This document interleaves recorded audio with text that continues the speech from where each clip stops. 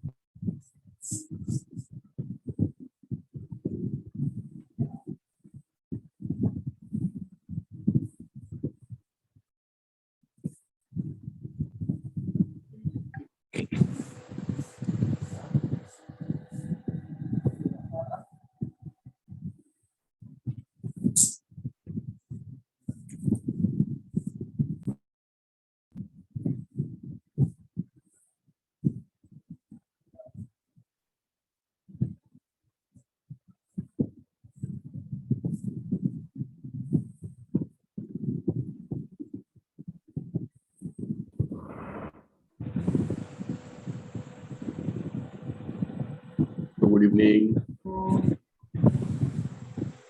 Good evening sir. Good evening sir. बेटा good evening. Good evening sir. नहीं sir.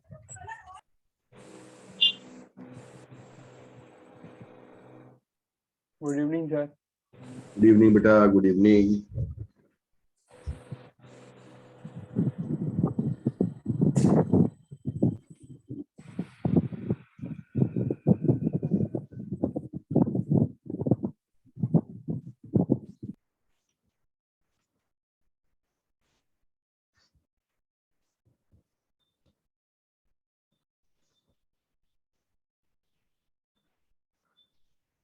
बच्चों आवाज आ रही है मेरी? Yes sir. Yes sir.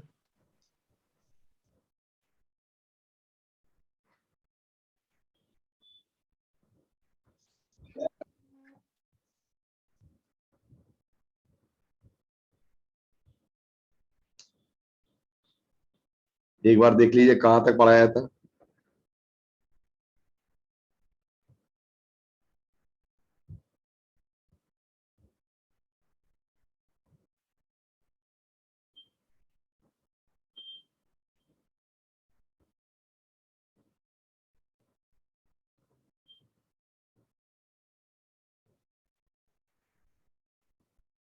बेटा एक बार देख के बताइए कहाँ तक पढ़ाया था भाई।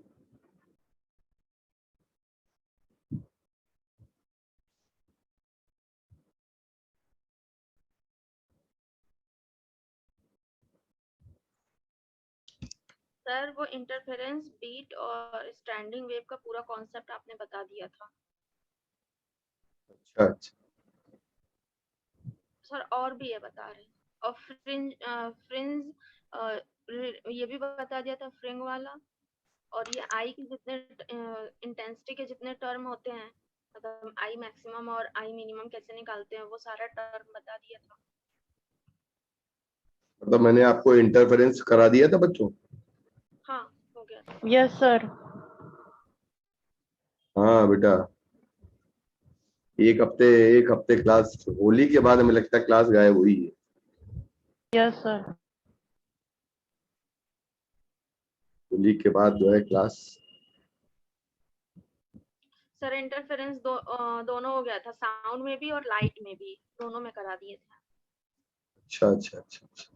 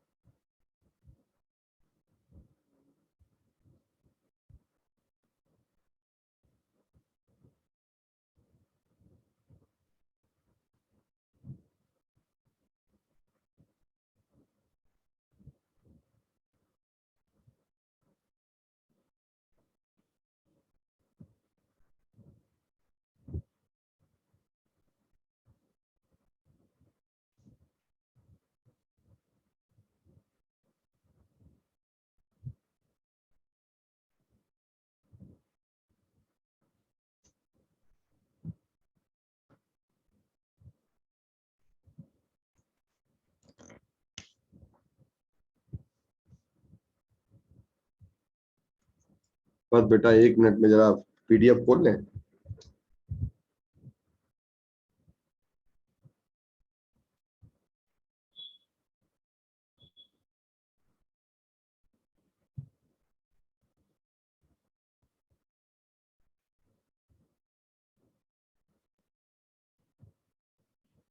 हाँ राजीव बेटा, हम अपनी क्लास रेगुलर कर देते हैं।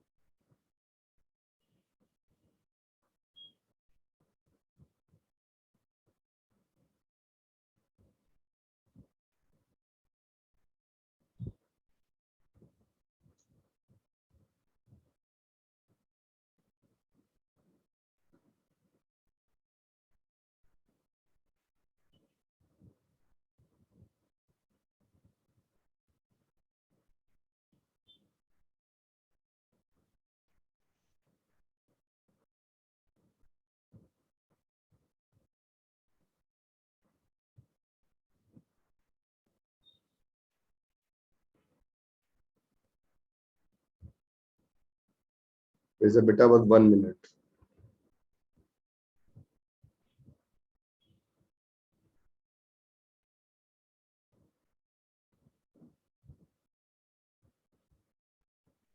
इसमें स्क्रीन शेयर नहीं आ रहा है, मैं लग रहा होस्ट हूँ।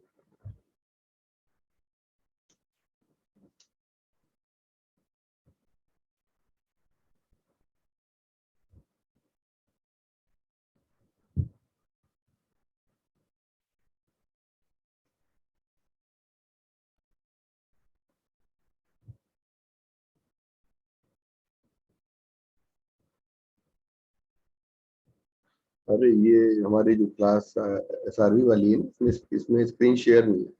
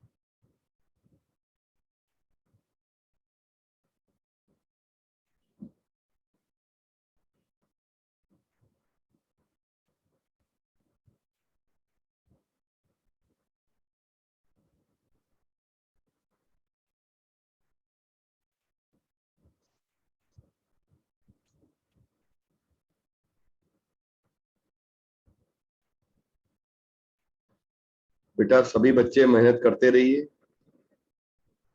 डिप्रेशन में आने की जरूरत नहीं है किसी बच्चे को।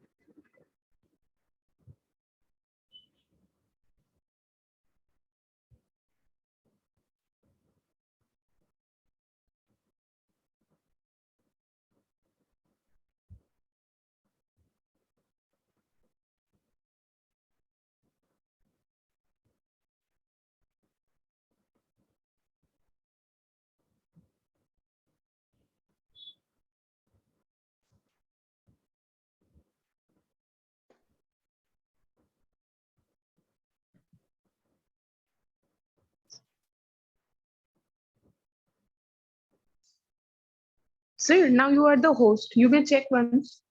अच्छा अच्छा, 1 मिनट, ठीक है हम देख लेते हैं।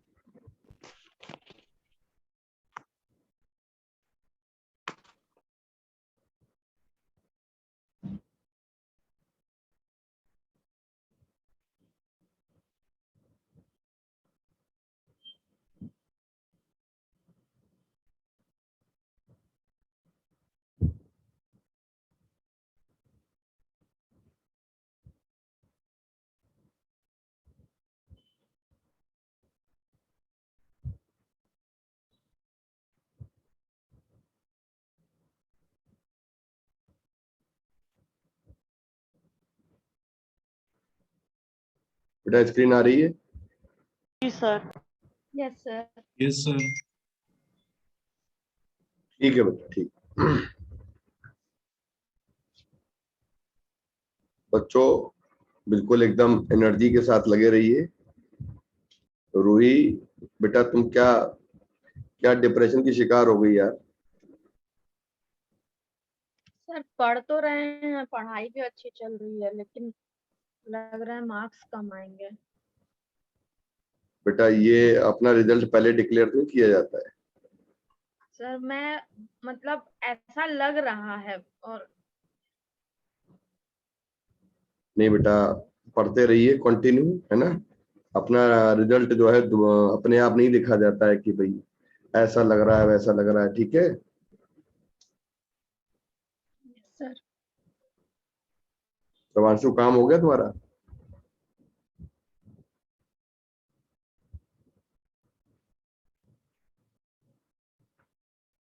प्रवांशु बेटा काम हो गया तुम्हारा? जी सर हो गया। आपसे बात की फिर मैं सीधे बैठ के चला ही गया। अच्छा अच्छा, यस सर। बैंक चले गए थे? बैंक नहीं गया था सर, नूडल सेंटर गया था एचडीडी लेने वापस। अरे यस सर, वो मॉपअप के लिए लेके बैठना है ना वहाँ पे। कहाँ पे? मॉपअप राउंड है ना वो। तो तभी कहाँ तो गए, कहाँ थे?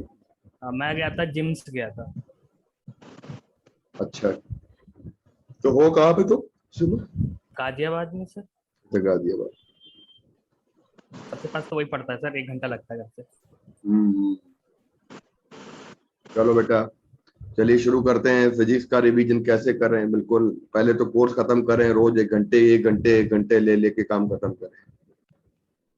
आज से एकदम बीड़ा उठा लिया है,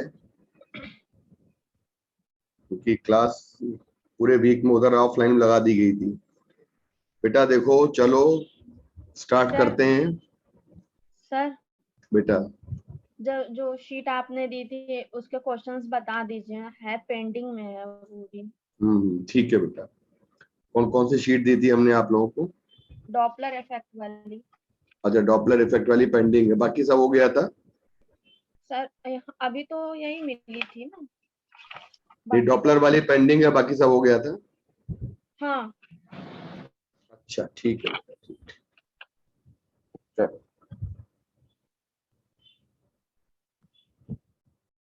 अभी करते हैं बेटा।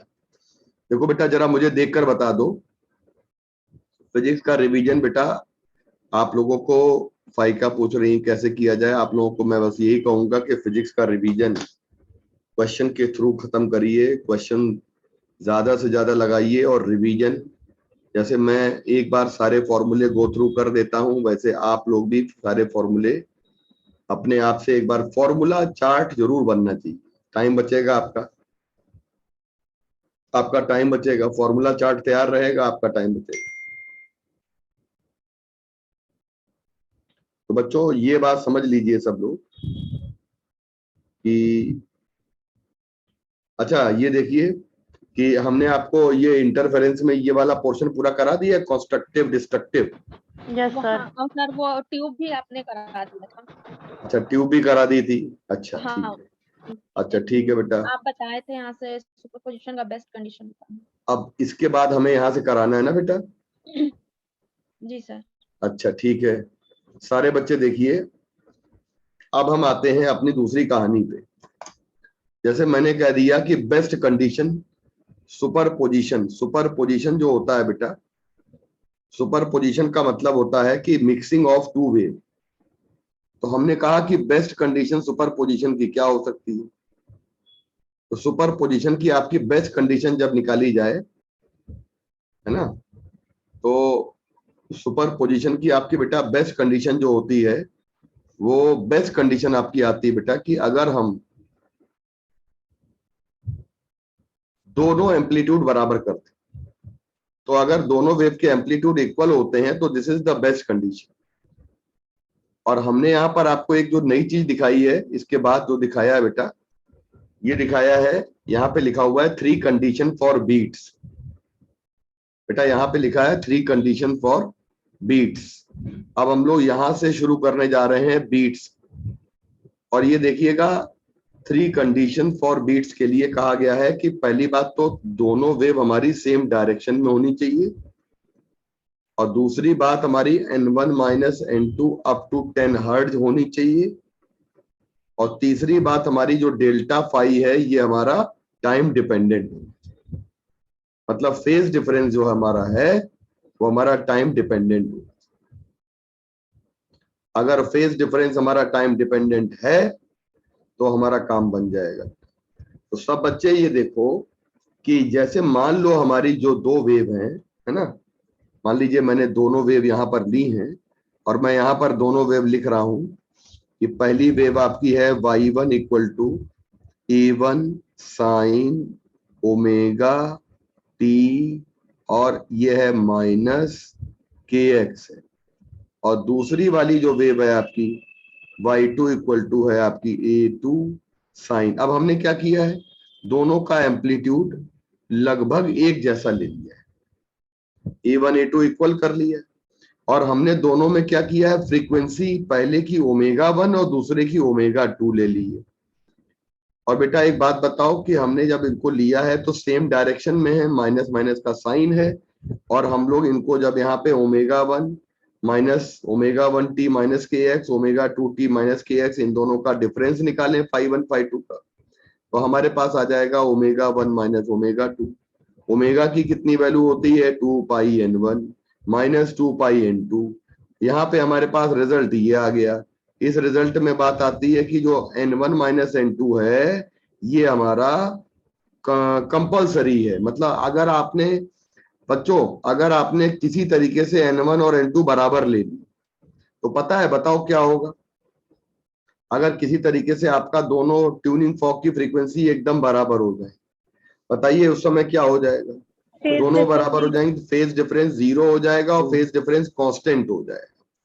जबकि फेज डिफरेंस हमको 0 नहीं चाहिए, 0 होता तो 0 आपका किस में होता, 0 होता आपका इंटरफेरेंस में होता, 0 आप हाँ 0 आपका कांस्टेंट वाले केस में। तो हमको टाइम डिपेंडेंट फेज डिफरेंस चाहिए बेटा, और जब टाइम डिपेंडेंट फेज डिफरेंस हमको चाहिए तो वो हमारा फेज डिफरेंस यहां से मिल रहा है। तो बच्चों ये बात तो बिल्कुल क्लियर हो गई, नीचे आ जाइए, नीचे आ जाइए बेटा। ये है हमारे पास क्या, ध्यान से सुनिएगा, यहां से सुनिएगा ध्यान से बेटा कि ये है 2 वेव्स हमने ली हैं, और पहली वेव ये है और दूसरी वेव ये है ना, और दोनों वेव में अगर आपसे कहा जा रहा है कि इनका जो रिजल्टेंट निकालना है, इनका हमें निकालना है रिजल्टेंट, और बेटा इनका रिजल्टेंट निकालने के लिए हमने क्या किया, दोनों के बीच का हमारा फेज डिफरेंस क्या है, डेल्टा फाई, और डेल्टा फाई की कितनी वैल्यू है थीटा, डेल्टा फाई की कितनी वैल्यू है बेटा थीटा। एक बात समझ लीजिएगा कि ए एम्पलीट्यूड हो जाएगा अंडर रूट हो जाएगा a1 square plus a2 square plus 2 a1 a2 cos of delta phi. तो a1 की वैल्यू a1 a2 की वैल्यू बताओ, हमारे पास ये a1 है और हमारे पास ये बेटा a2 है, और ओमेगा टी माइनस के एक्स है, ओमेगा टी माइनस के एक्स माइनस थीटा है, और हमने बेटा देखा दोनों का हमारा फेज डिफरेंस थीटा है, तो यहाँ पे कॉस डेल्टा फाई की वैल्यू पुट कर देंगे। देखो ये 2a स्क्वायर आएगा, ये 2a स्क्वायर आएगा, कॉमन आ जाएगा 1 प्लस कॉस थीटा, और आपको पता है 1 प्लस कॉस थीटा की जगह पे ट्रिग्नोमेट्री कहती है कि 2 cos square theta by 2 put कर दीजिए, और जब 2 cos square theta by 2 put कर देंगे तो यहाँ पे हमारे पास 4a square cos square theta by 2 आ गया, रूट ले लेंगे हम इसका, तो 2a कॉस थीटा बाई 2 आ जाएगा।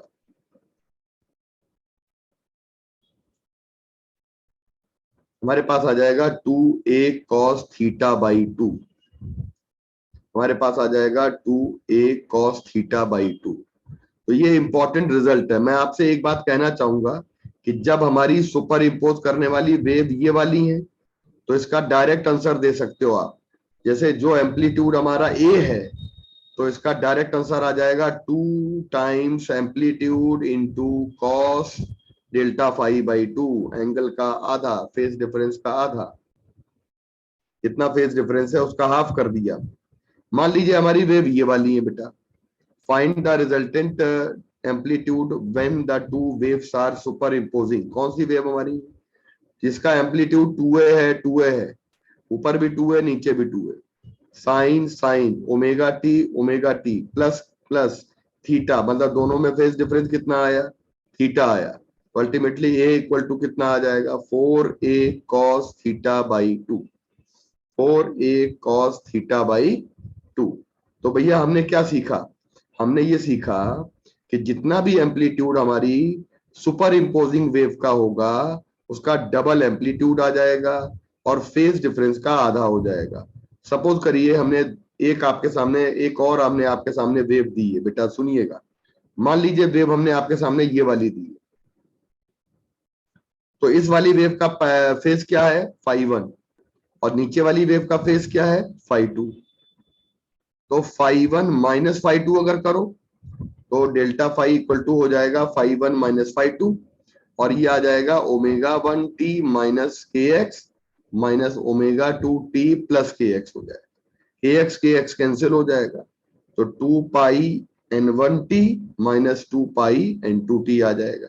बेटा 2 पाई कॉमन ले लो तो n1 माइनस n2t आ जाएगा। बेटा डेल्टा फाई बाई 2 कर लो तो यहाँ पे 2 कैंसिल हो जाएगा, अल्टीमेटली हमारे पास ये वैल्यू बची। तो अब आप बताओ कि इन दोनों वेव का डायरेक्ट आंसर लिखा जा सकता है, अभी अभी ऊपर सिखाया कि 2a हो जाएगा और cos theta by delta phi by 2 हो जाएगा, और डेल्टा फाई बाई 2 की वैल्यू हम ऑलरेडी आपको बता चुके। बताओ कि बच्चों आप लोगों को ये बीट्स में ये कंडीशन क्लियर हुई कि नहीं क्लियर हुई,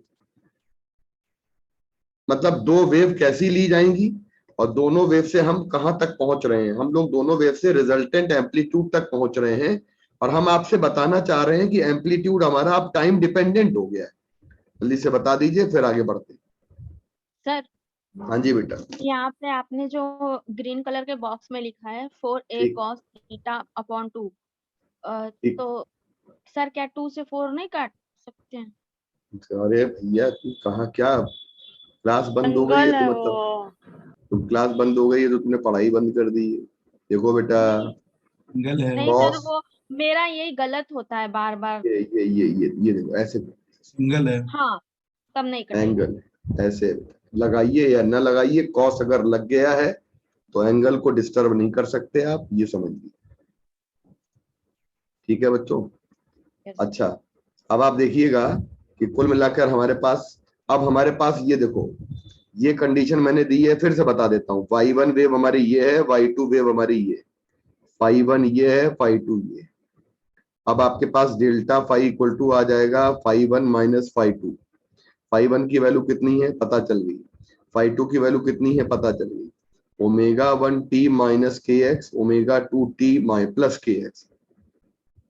यहां से हमने kx कट कर दिया, हमारे पास आ गया 2 पाई n1t माइनस 2 पाई n2t। बेटा यहां से 2 पाई कॉमन ले लिया, 5 बाई डेल्टा 5 बाई 2 कर दिया, 2 कैंसिल हो गया। अब हमको यहाँ पे डायरेक्ट लिखना है ना, हमको इन दोनों वेव का सुपरपोजिशन करने के बाद हमको ये डायरेक्ट लिखना है। तो डायरेक्ट रिजल्टेंट एम्पलीट्यूड हम ये बात एक बार प्रूव कर चुके हैं, अब हम इसको डायरेक्ट लिख सकते हैं। कंपोनेंट वेव का एम्पलीट्यूड का डबल कर देंगे, कॉस ले लेंगे, डेल्टा 5 बाई 2 कर देंगे, और डेल्टा 5 बाई 2 की वैल्यू पहले से निकाल दी है। बताओ बच्चों, बताइए क्या आप लोग ये एम्पलीट्यूड तक पहुंच गए? आगे बढ़ जाएं। यस तो now we can say amplitude is time dependent, और हमारा ये एम्पलीट्यूड अब कोसाइन फंक्शन हो गया। अब हम आपको थोड़ा सा बना के दिखा दें तो कहीं थोड़ा सा दिक्कत ना हो। एम्पलीट्यूड ये आया, और एम्पलीट्यूड 2a आया, और एम्पलीट्यूड कोसाइन आया, और एम्पलीट्यूड बेटा हमारा n1 माइनस n2 आया। जो मैं बात बताने जा रहा हूं उस बात को बस 10 मिनट गंभीरता से समझिएगा, बहुत अच्छे से। आप जो है ना, आज बच्चे हम लोग के 27 28 29 बच्चे रहते हैं, 20 बच्चे हमारे उनको आइडिया ही नहीं लग रहा क्लास चल रही है। तो बेटा देखो सारे बच्चे देखिए ध्यान से, अगर हम आपसे कहें कि इस समय एम्पलीट्यूड हमारा टाइम डिपेंडेंट है, एम्पलीट्यूड में टाइम का फंक्शन आ रहा है, तो अब टाइम की वैल्यू आप अलग अलग पुट करेंगे। मान लीजिए मैं आपसे कहूं कि एम्पलीट्यूड मैक्सिमम बताइए कब होगा, तो एम्पलीट्यूड मैक्सिमम कब होगा भैया? जब होगा जब आपकी कॉस की पूरी वैल्यू, कॉस में जितनी पूरी वैल्यू लिखी हुई है ये पूरी वैल्यू आपकी जो है ये आपकी कितनी हो जानी चाहिए, प्लस माइनस 2a हो जानी चाहिए। जब ये प्लस माइनस 2a हो जाएगी तो कॉस की जो पूरी वैल्यू है, जब ये प्लस माइनस 2a हो जाएगी, है ना, मतलब प्लस माइनस 1 कर दो, बेटर है कि आप यहाँ पे कॉस में वैल्यू हमारी कितनी होती है, मैक्सिमम प्लस माइनस 1 होती है ना। हमारी कॉस में कितनी वैल्यू होती है, मैक्सिमम प्लस माइनस 1 होती है। कॉस की मैक्सिमम वैल्यू होती है हमारी प्लस माइनस 1। और बच्चों एक बात तो समझ लीजिएगा कि जब कॉस की मैक्सिमम वैल्यू प्लस माइनस 1 यहाँ रखे ऊपर, हम इतनी जगह पे रख दें यहाँ पे, तो हमारे पास आ जाएगा एम्पलीट्यूड की वैल्यू आ जाएगी 2a प्लस माइनस 1, यानी एम्पलीट्यूड मैक्सिमम हो गया। अब आप हमें इतना बता दो कि कॉस में वैल्यू 1 प्लस माइनस 1 होती कब है, जब हमारा कॉस का एंगल 0 डिग्री। ना पूरी बात लिख लो, पूरी बात लिख लो। कॉस का एंगल हमारा या तो कॉस का एंगल हमारा 0 होगा या पाई होगा या ना 0 होगा तो प्लस 1, होगा। सुनो 0 होगा तो प्लस 1, अगर पाई होगा तो माइनस 1, 2 पाई होगा तो प्लस 1, 3 पाई होगा तो माइनस 1, 4 पाई होगा तो प्लस 1, 5 पाई होगा तो फिर माइनस 1। यानी हमने जनरलाइज कर दिया और हमने ये कह दिया है कि हमारे पास यहाँ पे के पाई आ गया और के की वैल्यू जो आ जाएगी वो हमारी आ जाएगी 1, बेटा 0, 1, 2, 3, 4, कोई भी वैल्यू आ जाए। तो मुझे आप बता दीजिए कि क्या हमारे पास ये बात हम लोगों को क्लियर हो गई है? क्या हम लोग इसको डायरेक्ट हम कॉस कॉस हटा दें तो क्या हम लोग इसको लिख सकते हैं बेटा? यहां पर हम लोग इसको लिख सकते हैं, यहां पर हम लोग इसको लिख सकते हैं, हम लोग यहां पर इसको लिख सकते हैं बेटा। कॉस कॉस हटा दें तो हम लोग यहां पर इसको लिख सकते हैं, और जैसे ही आपने कॉस कॉस हटाया तो के पाई आ गया। बेटा आप पाई पाई हटा दो, तो पाई पाई हटा देंगे तो टी की वैल्यू कितनी आ जाएगी, n1 माइनस n2 आ गया बेटा। इसका मतलब जानते हैं आप कि जिसका मतलब ये है कि हम k की वैल्यू अगर हम 1 ले लें बेटा, पहली बात तो उन्होंने ऊपर k की वैल्यू 0 ली है, 1 ली है, 2 ली है, कोई भी ले सकते हो। पहले 0 ले लो, 1 ले लो, 2 ले लो, 3 ले लो, तो जितनी जितनी वैल्यू आप k की लेंगे उतने उतने समय पे हमारा उतने उतने टाइम पर हमारा एम्पलीट्यूड क्या होगा, मैक्सिमम होगा बच्चों। तो एम्पलीट्यूड हमारा मैक्सिमम कब कब होगा, इस समय पे हमारा एम्पलीट्यूड मैक्सिमम आएगा, फिर 2 वाले पे हमारा एम्पलीट्यूड मैक्सिमम आएगा, फिर 3 पे हमारा एम्पलीट्यूड मैक्सिमम आएगा,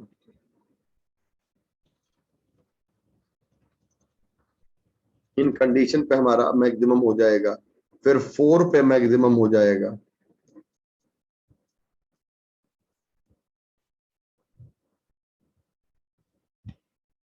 बताइए बेटा, इसका मतलब जानते हैं कि हमारा एम्पलीट्यूड मैक्सिमम जब जब आ रहा है तो हमने के की वैल्यू को यहाँ पे क्या लिया है, 0, 1, 2, 3, मतलब सारी चीजें। अच्छा हम लोग यहाँ पर अगर आ जाएं कि के की वैल्यू को ले लें मिनिमम, यानी एम्पलीट्यूड अगर हमारा मिनिमम आएगा तो बच्चों मिनिमम एम्पलीट्यूड कब आएगा, तब आएगा जब आपका कॉस पाई और n1 माइनस n2 की वैल्यू ये सब मेरा ये 0 हो जाए, एम्पलीट्यूड मैक्सिमम प्लस माइनस में जाएगा। और अगर हम इसकी पूरी वैल्यू ले लेंगे बेटा 0, तो ये अगर पूरी वैल्यू हमारी 0 हो जाएगी तो एम्पलीट्यूड 0 हो जाएगा। मुझे लगता है 0 एम्पलीट्यूड मिनिमम होता है। अब बताओ कि इस समय इसकी वैल्यू अगर 0 ले लेंगे हम लोग, तो जरा ध्यान से मेरी बात को सुनिएगा, कॉस में कब एंगल हमारा 0 होता है, जब इसको जनरलाइज कर दें तो कॉस में हमारा कब एंगल जो है वो 0 होता है, कॉस हो जाएगा हमारा, बच्चों ध्यान से सुनिएगा, के पाई बाई 2 हो जाएगा। और मालूम है के की वैल्यू कौन कौन सी सेलेक्ट करी जाएगी, के की वैल्यू हम एक तो 1 लेंगे, दूसरा हम 3 लेंगे, तीसरा 5 लेंगे, फिर 7 लेंगे, ऐसे हम k की वैल्यू लेंगे।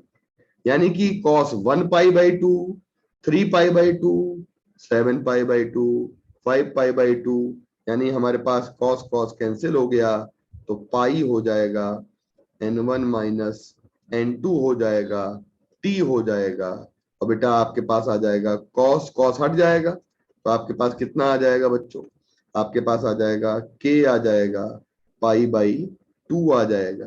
बेटा यहां से कैंसिल कर दीजिए, तो t की वैल्यू कितनी आ रही है, k आ जाएगा डिवाइडेड बाई 2 आ जाएगा, n1 माइनस n2 आ जाएगा। आइए बच्चों, क्लियर हो गया?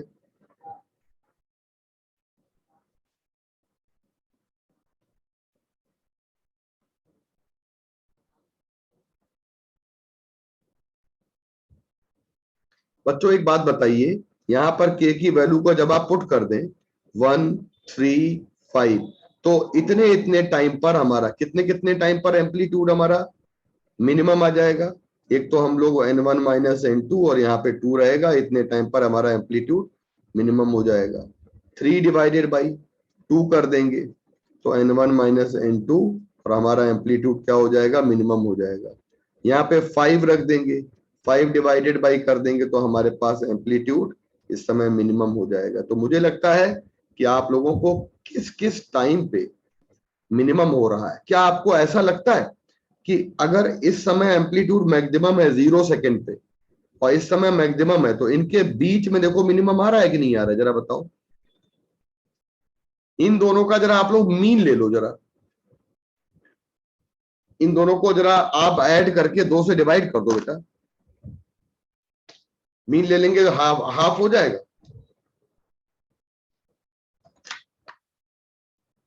बोलिए बेटा, आ जाएगा। इसका मतलब अगर हम अपनी ये बात, अगर ये बात अपनी हम लोग यहां पर शो कर दें डायग्राम में, ये देखिएगा, यही सारी बात हम अपनी इस डायग्राम में शो कर दें, तो आप इतना तो याद रखिए बेटा, देखिए ये सब हटाए दे रहे हैं, आप पहले इतना बता दीजिए कि आप लोगों को ये बात बिल्कुल क्लियर हो गई।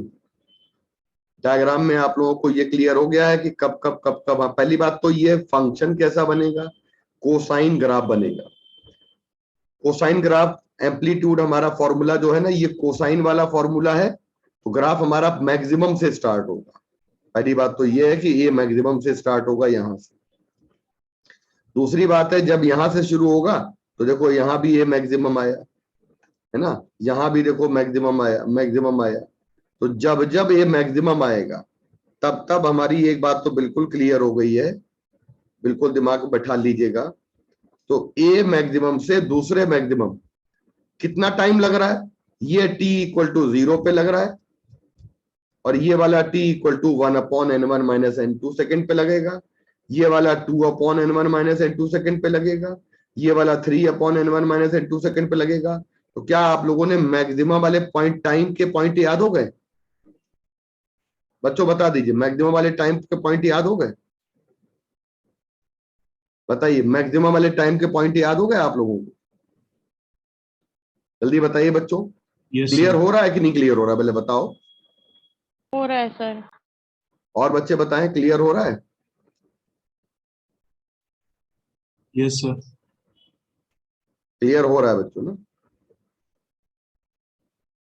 अच्छा, तो बेटा एक काम कर लेते हैं हम लोग।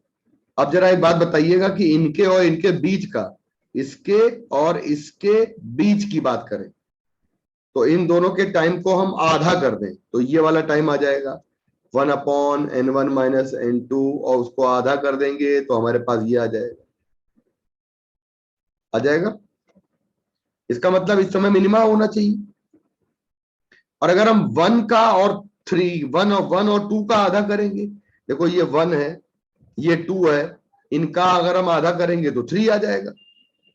1 प्लस 2 अपॉन 2 कर देंगे तो ये 3/2 नहीं आ जाएगा। तो ये देखो ये वाला टाइम हमारा 3/2 आ गया। इसका मतलब हमने अभी अभी आपको कुछ पॉइंट्स बताए। क्या पॉइंट बताए? हमने ये कहा है आपसे कि कब कब एम्पलीट्यूड मैक्सिमम होगा और कब कब एम्पलीट्यूड मिनिमम होगा, इनको अच्छे से लर्न करो। जैसे हमारा एम्पलीट्यूड मैक्सिमम कब हो रहा है, देखो जीरो पे मैक्सिमम हो रहा है बच्चों, जीरो पे मैक्सिमम हो रहा है, यहां पे हो रहा है, यहां पे हो रहा है, यहां पे हो रहा है, यहां पे हो रहा है। तो इन दोनों के बीच बीच में क्या होगा, मिनिमम होगा। तो यहाँ पे मिनिमा, यहाँ पे मिनिमा, यहाँ पे मिनिमा। इसका मतलब एम्पलीट्यूड में आपका लगातार मैक्सिमम मिनिमा के बीच में वेरिएशन होता है। इतना बता दीजिएगा कि सक्सेसिव मैक्सिमा के बीच का कितना टाइम का डिफरेंस है। Successive maxima, N1 minus N2. तो सक्सेसिव मैक्सिमा हमारा अगर टाइम का डिफरेंस निकाला जाए तो दो लगातार मैक्सिमा के बीच का टाइम का डिफरेंस निकाला जाए तो ये आता है, और सक्सेसिव मिनिमा के बीच का निकाला जाए तब भी इतना ही आएगा। तो दो लगातार मिनिमा, सक्सेसिव मिनिमा और सक्सेसिव मैक्सिमा, सक्सेसिव मिनिमा और सक्सेसिव मैक्सिमा, इनके बीच का जो टाइम इंटरवल है ये आपका बेटा टाइम इंटरवल हमारा 1/n1 माइनस n2 आ जाएगा। बोलो बच्चों। तो बच्चों ये आप बता दो कि दो लगातार मैक्सिमा के बीच और दो लगातार मिनिमा के बीच का अगर हम टाइम इंटरवल आपसे पूछें तो क्या आपको यहां से लेके यहां तक का टाइम इंटरवल समझ में आ गया बच्चों? बोलो क्या सर? आपको? हाँ जी बेटा। सर ये मैक्सिमा में भी माइनस होगा, मिनिमा में भी माइनस होगा? क्या maxima minima? Sir N1 minus N2 ये मतलब डेल्टा फॉर्मूला पहली बात तो सेम रहेगा, सुन लीजिए। अच्छा आप ये समझ लीजिए कि जैसे ये हमारे पास है 1/2 टाइम्स n1 माइनस n2, ये हमारे पास है मिनिमा। तो दो मिनिमा के बीच में समय का डिफरेंस निकालोगे तब भी यही आएगा जो मैक्सिमा वाला है।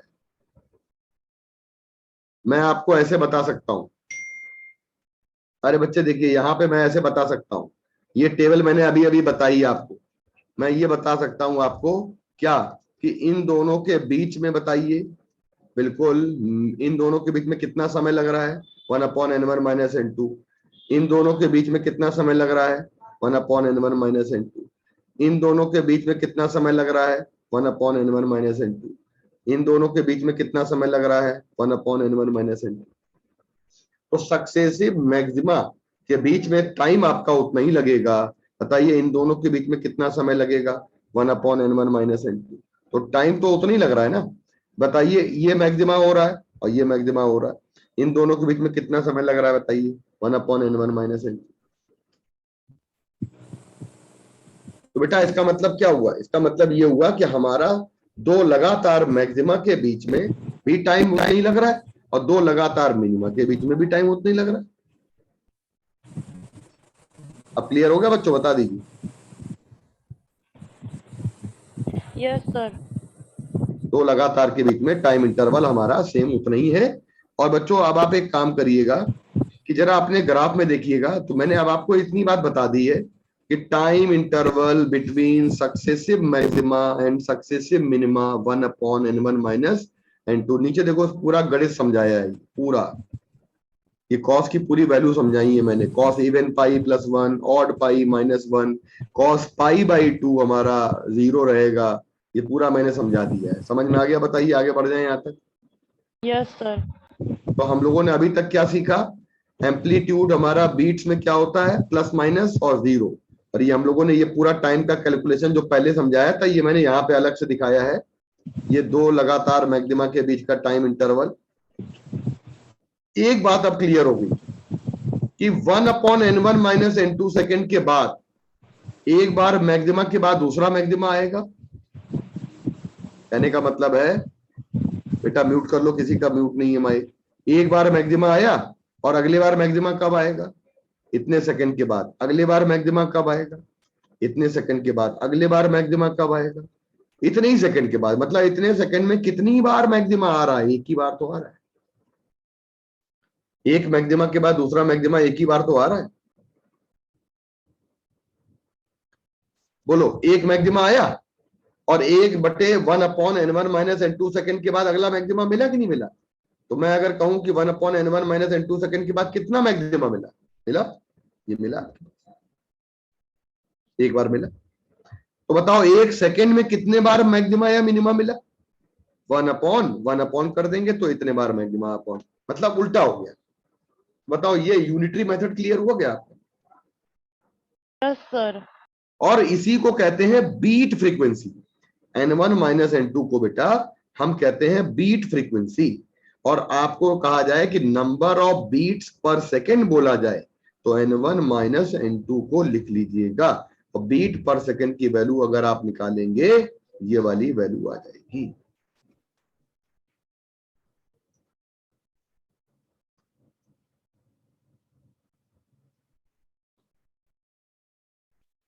बताइए बच्चों, डन हो गया? Yes sir.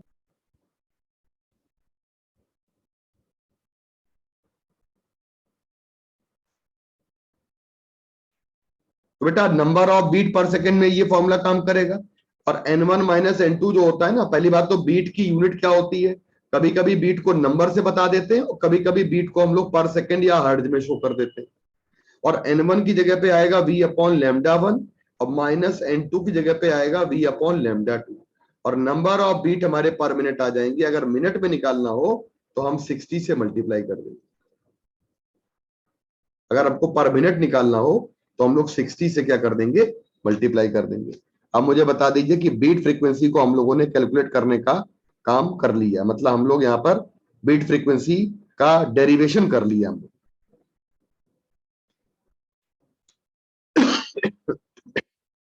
मतलब beat frequency N1 minus N2 जो आ रही है, मान लीजिएगा मैंने आपसे कहा एक क्वेश्चन दिया, मैंने एक क्वेश्चन दिया क्या कि अगर फ्रीक्वेंसी ट्यूनिंग फॉर्क ए की है 320 हर्ट्ज, तो बताइए फ्रीक्वेंसी हमारी ट्यूनिंग फॉर्क बी की क्या हो जाएगी पॉसिबल अगर ये 5 बीट देते हैं पर सेकेंड। तो आप समझ लो कि ए की फ्रीक्वेंसी लिख लिया करो और ए की फ्रीक्वेंसी 315 या लिखने के 325। बाद इसकी पॉसिबिलिटी अगर पूछी जाएगी तो हमारी 320 से 5 ज्यादा या 5 कम पॉसिबिलिटी मिलेगी। मतलब बड़ा सिंपल सा क्वेश्चन, या तो 325 हो सकती है या हमारी 320 हो सकती है, तो 315 हो सकती है। अब हम नीचे आ जाते हैं, यहां पे आ जाएगा y1। सेकंड क्वेश्चन है, अगर हमारी कोई भी वेव हमारी है y1 equal to A sine 500 pi t minus this, और ये आ जाएगा y2 equal to this this this. इसका मतलब जानते हैं, हमारा दोनों में ओमेगा अलग अलग है, फ्रीक्वेंसी अलग अलग है। तो number of beat per minute पूछ रहा है, बताइए ओमेगा कितना आ गया? ओमेगा 1 निकाल लिया। ओमेगा 2 कितना आ गया? वो भी निकाल दिया। देखिए ये देखिए, और 2 पाई N1 और 2 पाई N2 कर दिया।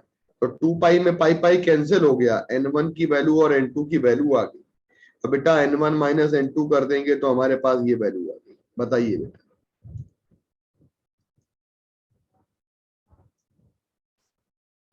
सर हाँ जी बेटा। सर ये आपकी शीट का ये क्वेश्चन है जो आपने दिया था। हाँ जी बेटा, ये सवाल सर इसमें क्वेश्चन नंबर 15 में ये था थर्ड हार्मोनिक में। सर ये ऊपर आपने जो बताया -5 कर देते हैं और +5 कर देते हैं, ये नहीं समझ में आया।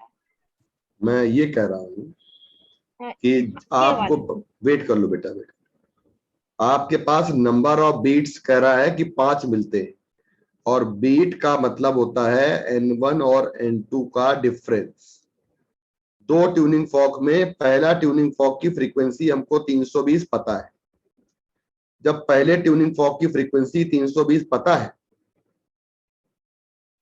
पहले वाले ट्यूनिंग फॉर्क की फ्रीक्वेंसी हमारी 320 हमें पता है, तो दूसरे वाले की, या तो मान लीजिए आपके और आपके भाई के बीच में 100 रुपए का अंतर है, और अगर आपके पास 100 रुपए हैं तो भाई के पास या तो बेटा हो सकते हैं 1 भी रुपए नहीं हो सकता है, और या उसके पास 200 रुपए हो सकते हैं। और अगर मैंने कहा आपके और आपके भाई के पास 5 रुपए का पैसे का डिफरेंस है, और आपके पास मान लीजिए अगर 320 रुपया है, तो आपके भाई के पास या तो 320 से 5 रुपए कम मिलेंगे और या 320 से 5 रुपए ज्यादा मिलेंगे। बताओ समझ में आया? हमसे क्या कह रहा है? पॉसिबिलिटी बताइए कितनी है ट्यूनिंग फॉर्क बी की फ्रीक्वेंसी की। तो ट्यूनिंग फॉर्क बी की फ्रीक्वेंसी की पॉसिबिलिटी तो हमारी 5 कम ज्यादा हो सकती है। आगे बढ़ जाए। यस अब हमसे कह रहा है कि मान लीजिए ये क्वेश्चन कह रहा है, इस क्वेश्चन में कह रहा है, और क्वेश्चन में आपको दिया है एक इक्वेशन y1 की दी है, एक इक्वेशन y2 की दी है। अब आपसे कह रहा है बताइए ω1 और ω2 की वैल्यू को देख के बताइए कि n1 कितना है। तो हमने ω1 की जगह 2 पाई n पुट करते हैं n1 निकाल दिया, ω2 की जगह पे 2 पाई पुट किया तो हमने n2 निकाल दिया। हम लोगों को बात समझ में अच्छे से आ गई है। अब हमसे कह रहा है कि n1 माइनस n2 की वैल्यू बताइए। तो जब आप n1 माइनस n2 की वैल्यू आप बताएंगे बच्चों, ध्यान से सुनिएगा, तो आप n1 और n2 के बीच का डिफरेंस निकालेंगे। जब आप डिफरेंस निकालेंगे तो आपके पास कितना डिफरेंस आ जाएगा? 2 हर्ट्ज का आ जाएगा। आपके पास कितना डिफरेंस आ जाएगा? दोनों में 2 हर्ट्ज का आ जाएगा। तो नंबर ऑफ बीट्स कितने मिल जाएंगे? नंबर ऑफ बीट्स आपको 2 मिल जाएंगे। बोलो बच्चों। और नंबर ऑफ बीट 2 हर्ट्ज यानी पर सेकेंड मिल रहे हैं 2, और अगर पर मिनट कह दिया जाए तो 60 का मल्टीप्लाई करें। एक सेकेंड में 2 बार, एक सेकेंड में 2 बार फ्रीक्वेंसी आपकी, एम्पलीट्यूड आपका हाई या लो होता है, मैक्सिमम या मिनिमम। तो 60 सेकेंड में यानी 1 मिनट में कितने बार होगा? 120 बार होगा। 120। बोलो क्लियर हो गया बच्चों? यस अब आते हैं ट्यूनिंग फॉर्क पे आते हैं। ट्यूनिंग फॉर्क जो होता है हमारा, इस तरह का शेप होता है ट्यूनिंग फॉर्क का। इसमें ये मेटल के आर्म होती है। ये मेटल की बेटा क्या होती है? आर्म होती है। इसको प्रोंग कहते हैं बेटा। और प्रोंग जो हमेशा देती है वो कौन सी वेव देती है? ट्रांसवर्स। ट्रांसवर्स वेव हमेशा देती है। और ट्यूनिंग फॉर्क जो होता है वो सबसे सस्ती डिवाइस होती है मैं आपकी साउंड प्रोड्यूस करने वाली, और बिल्कुल निश्चित फ्रीक्वेंसी की साउंड मिलेगी। जैसे आप बोल रहे हैं, हम बोल रहे हैं, हम लोग की फ्रीक्वेंसी जो है अप एंड डाउन हो जाती है, कम ज्यादा हो जाती है। लेकिन यहाँ पे ट्यूनिंग फॉर्क से जब वाइब्रेट करेंगे तो फ्रीक्वेंसी आपकी क्या होगी? हमेशा आपकी बिल्कुल फिक्स रहेगी। बेटा एक बात तो बिल्कुल क्लियर हो गई क्या? कि अगर हम बात करेंगे इस ट्यूनिंग फॉर्क की फ्रीक्वेंसी का फॉर्मूला क्या होता है, तो देखो प्रोंग्स की लंबाई कितनी है? L। और बेटा प्रोंग्स की मोटाई कितनी है? अगर कोई पूछे तो प्रोंग्स की मोटाई कितनी है? T। ये हमारे हर तरफ T मोटे हैं, इधर भी, इधर भी, इधर भी, इधर भी, इधर भी। तो जब हर तरफ हमारा T मोटे, इसका मतलब जानते हैं आप कि n इक्वल टू हो जाएगा T अपॉन L स्क्वायर और अंडर रूट हो जाएगा Y अपॉन रो हो जाएगा। Y क्या होता है? यंग्स मॉडुलस मटेरियल का, जिसकी कोई मतलब नहीं होता है। लेकिन हाँ एक काम हो सकता है कि T थिकनेस और लेंथ L कभी कभी हमसे कह देता है कि अगर हम ट्यूनिंग फॉर्क को कट कर दें और उनकी लंबाई को कम ज्यादा कर दें, तो कभी कभी ऐसा कोई सवाल आ जाए तो इससे सॉल्व कर सकते हैं। लेकिन आपसे पूछा जाए बेटा अगर ट्यूनिंग फॉर्क हमारा किस तरह की वेव देता है, बताइए ट्यूनिंग फॉर्क हमारा लॉन्गिट्यूडनल वेव देता है या हमारा ट्यूनिंग फॉर्क जो है वो हमारी ट्रांसवर्स वेव देता है? बताइए। ट्रांसवर्स वेव देता है। ट्रांसवर्स देता है। मैं बताता हूँ। ट्यूनिंग फॉर्क का जो ये होता है ना, ये क्या कहते हैं? प्रोंग्स कहते हैं। ये हमेशा आपको लॉन्गिट्यूडनल वेव नहीं, ट्रांसवर्स देंगे, ट्रांसवर्स वेव। और जो ये हैंडल होता है ना, हैंडल हमेशा जो होता है ये हमेशा आपका लॉन्गिट्यूडनल वेव देता है। तो ट्यूनिंग फॉर्क में जो आपका हैंडल होगा ये हमेशा आपको कौन सी वेव देगा? लॉन्गिट्यूडनल वेव देगा। ये जो हैंडल होता है ये आपको कौन सी वेव देता है? लॉन्गिट्यूडनल वेव देता है। तो सभी बच्चे एक बार समझ लीजिएगा, लेकिन हमसे कभी अलग अलग नहीं पूछा जाता है। हमसे केवल पूछा जाता है बताओ ट्यूनिंग फॉर्क किस प्रकार की वेव देता है, तो आंसर आ जाएगा ट्रांसवर्स वेव देता है। क्योंकि हम ट्यूनिंग फॉर्क को वाइब्रेट करते हैं, हैंडल पकड़ के वाइब्रेट करते हैं, हैंडल को पकड़ कर वाइब्रेट करते हैं। अब बताइए वैक्सिंग करने से हमारी कुछ फ्रीक्वेंसी घट जाती है, घट जाती है, राइट? क्लियर है बात? वैक्सिंग करने से कुछ फ्रीक्वेंसी, फाइलिंग करने से फ्रीक्वेंसी हमारी हल्की सी क्या हो जाती है, बढ़ जाती है। क्यों ऐसा हो जाता है? क्योंकि इनकी एज जो होती है वो हमारी शार्पन हो जाती है। खैर हालांकि क्यों से कोई लेना देना नहीं है। कभी कभी आपसे कोई पूछा जाता है, मान लीजिएगा कि अब आपको जो फ्रीक्वेंसी ट्यूनिंग फॉर्क वाले सवाल है ना, ये हम आपको अभी शेयर करेंगे, तो आप लोग उसको लगाइएगा, है ना? आप लोग के पास जो मटेरियल हो उससे भी लगाइएगा। एक बार ट्यूनिंग फॉर्क के सारे सवाल लगाइए, और कल मेरी क्लास है और लगातार अब क्लास चलेगी, 1 घंटे की क्लास रोज चलेगी।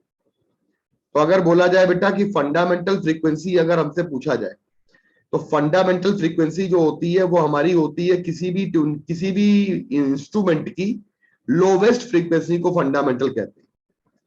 मतलब जैसे आप अपने घर में आराम से बोल रहे हैं और आप अपने घर में जल्दी जल्दी तेज तेज बोल रहे हैं, तो जो आप तेज तेज बोल रहे हैं ये फ्रीक्वेंसी आपकी जो होगी वो क्या होगी, फंडामेंटल नहीं होगी। आराम से बोलने वाली जो फ्रीक्वेंसी होगी वो फंडामेंटल। तो फंडामेंटल फ्रीक्वेंसी होती है हमारी एन।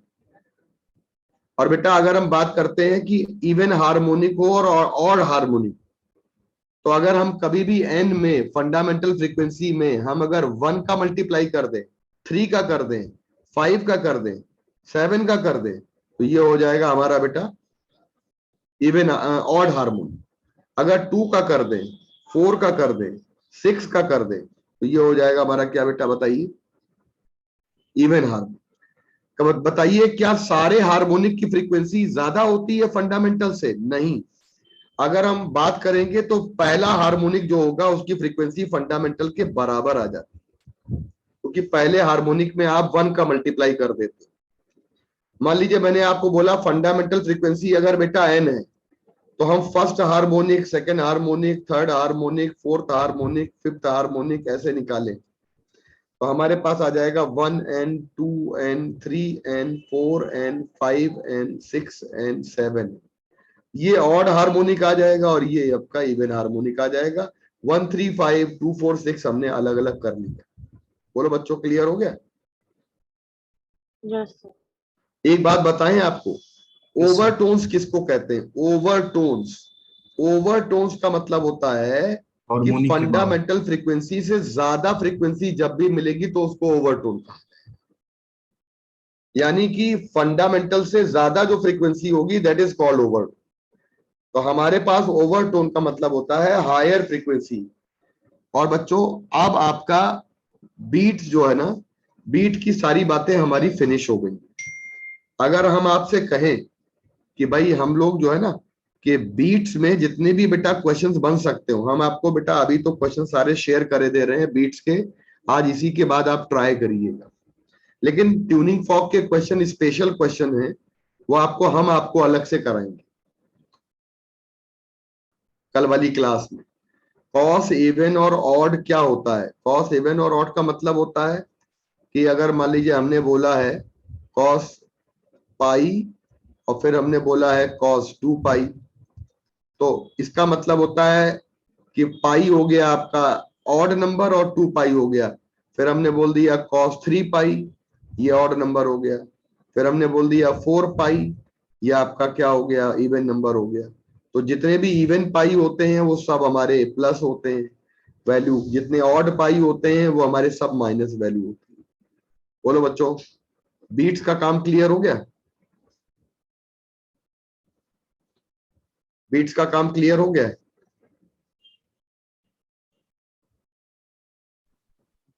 बता दीजिए बच्चों, बाय बाय टाइप कर दीजिए। बीट्स का, हाँ हमने अभी स्क्रीन हटाई है बेटा।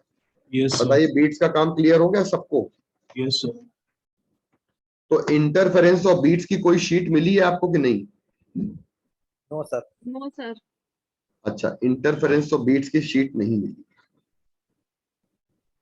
Just a minute.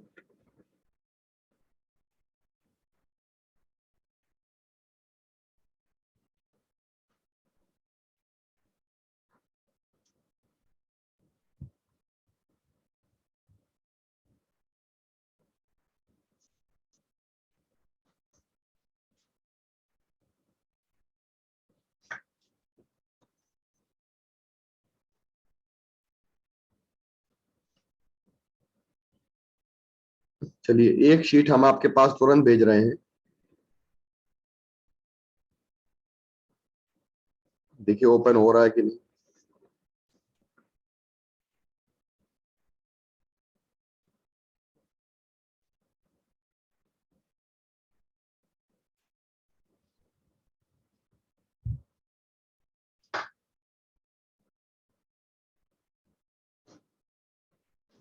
इसको पूरा अच्छे से लगा कर आइएगा, लेकिन बीट्स वाले जितने क्वेश्चंस है ना ट्यूनिंग फॉक वाले, उसके लिए हम आपको शॉर्टकट मेथड बता। ओपन हो रहा है बेटा? Yes sir. यस सर हो रहा है। अच्छा बेटा, तो बेटा अब अभी आपकी जो क्लास थी वो आपकी क्लास बीच में रोक दी गई थी, है ना, लेकिन अब आपकी जो क्लास है वो लगातार आपकी चलेगी, और 1 घंटे की क्लास जो है डेली डेली डेली डेली चलती जाएगी बेटा। मतलब 1 सवा घंटे की क्लास जो होगी, तो सभी बच्चे रेगुलर रहिए और कोशिश करिए। और डिप्रेशन दूर करने का सबसे बढ़िया एक तरीका होता है कि हम लोग जो है पढ़ाई में मन ज्यादा लगाएं।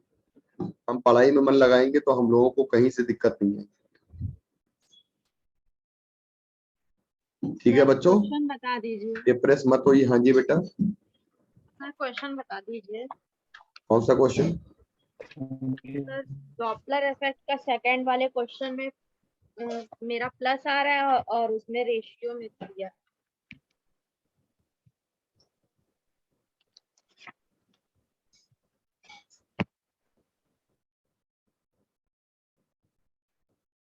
सर डॉपलर क्वेश्चन इफेक्ट के, भेजे?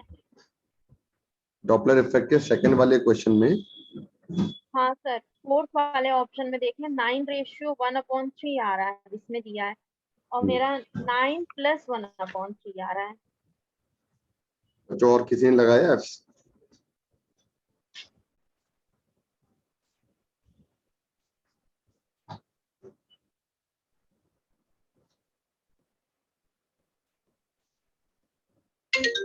देखिए बच्चों, चलिए मैं शेयर करता हूँ बेटा। हेलो हेलो, हाँ जी भैया जी, हाँ जी जी।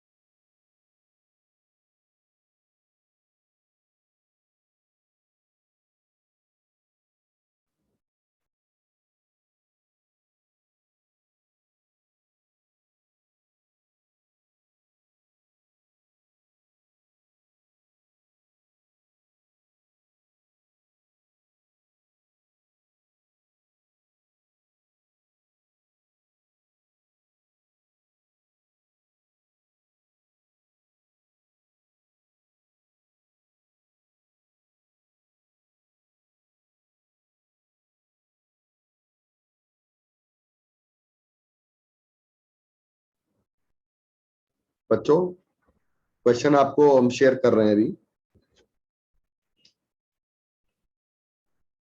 ये शीट बेटा हमें अगर दे दो बेटा आप, तो हम ग्रुप पे डाल दें। सर मैं दे रही हूँ। किसी के पास शीट अगर हो तो ग्रुप पे डाल दें।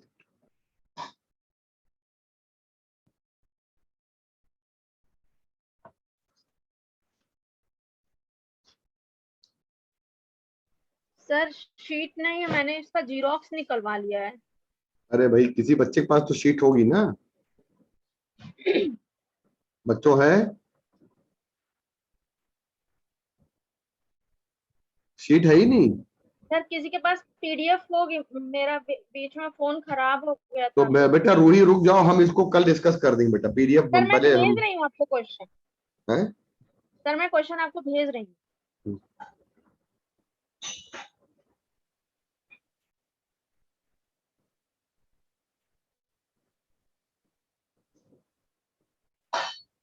सर गया। अच्छा तुम्हारा पहले वाले ही था। हाँ हाँ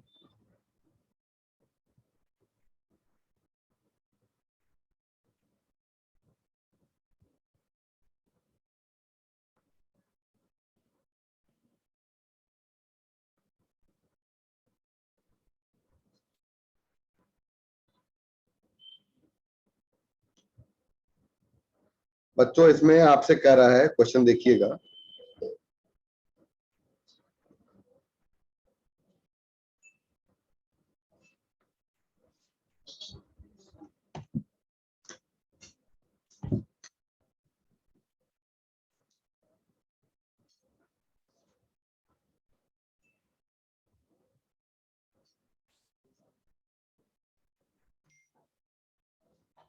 बेटा ग्रुप पर आ गया है, देखिए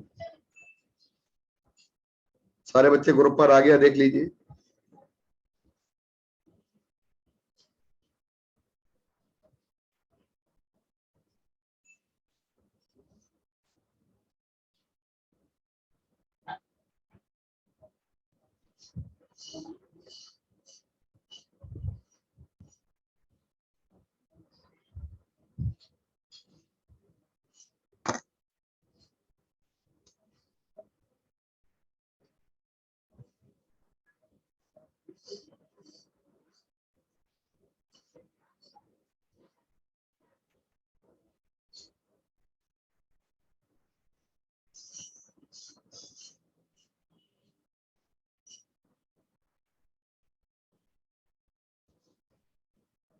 वेट करिएगा, डाउनलोड करके बेटा लगाते हैं स्क्रीन पे।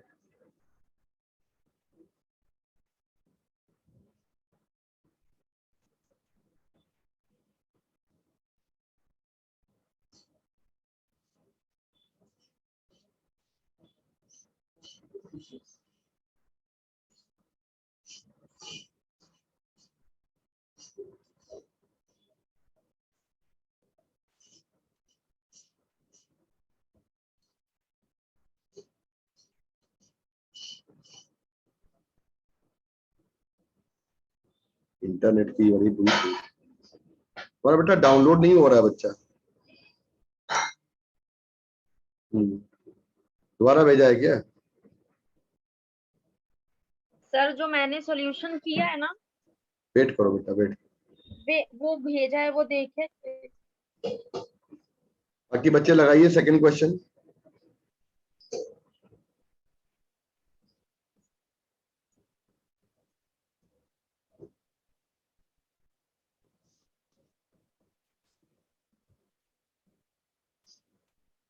देखो गिवन एक्सेलरेशन कितना दिया है बच्चों, 1.1, और इनिशियल वेलोसिटी 0 दी हुई है। 20 सेकंड में निकालना है।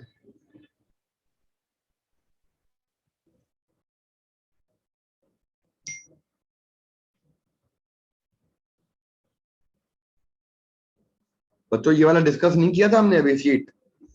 नहीं सर। No sir. अच्छा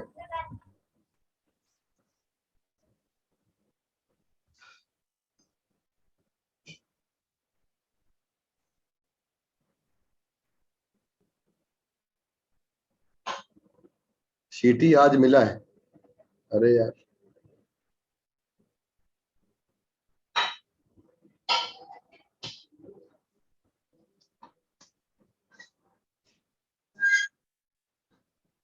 अरे रोही बेटा, डाउनलोड करके इसको लगा नहीं, अभी लग नहीं पा रहा है बेटा। सर अब मैंने आपको जो मैंने सॉल्यूशन किया है, हम्म, सर मैंने वो आपको भेजा है, वो देख लीजिए सही है कि नहीं। सर जब क्वेश्चन नहीं लगता है तो फिर आगे वाले की ठीक है। जगह पीछे वाले पे दिमाग जाता है बार बार।